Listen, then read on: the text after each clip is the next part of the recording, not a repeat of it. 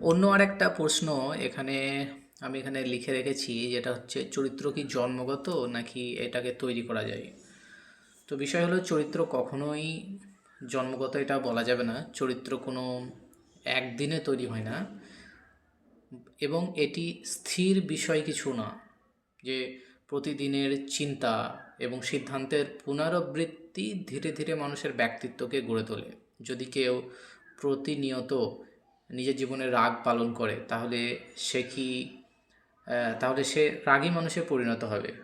প্রতিদিন ছোট ছোট বিষয় নিয়ে কেউ যদি রাগ রাগ করে সেই বিষয় নিয়ে, তাহলে সে রাগী মানুষই হবে। অর্থাৎ যদি সংসারে কাজ করতে গিয়ে যদি তরকারিতে লবণ না হয় এবং সেই বিষয় নিয়ে যদি সে রাগারাগি করে, বা জুতোটা ডান দিকে আছে নাকি বাঁ দিকে রেখেছে কেউ, সেই বিষয় নিয়ে যদি রাগারাগি করে, তাহলে সে রাগী মানুষই তৈরি হবে জীবনে।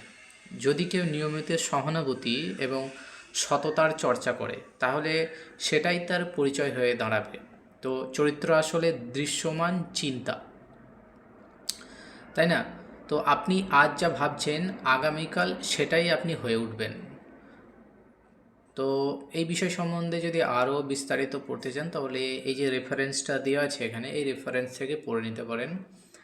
এবার বিষয় হচ্ছে, তাহলে কি বুঝলেন, চরিত্র কি জন্মগত নাকি এটাকে তৈরি করা চাই, আর তৈরি করা গেলে কিভাবে তৈরি করব, সেই বিষয়টা যদি জানেন তাহলে আমাকে কমেন্ট বক্সে জানান। না হলে আমি এই বিষয় সম্বন্ধে তো ভিডিও বানাচ্ছি, ধীরে ধীরে ধীরে ধীরে এই বিষয় সম্বন্ধে আরও ভিডিও বানাতে থাকবো।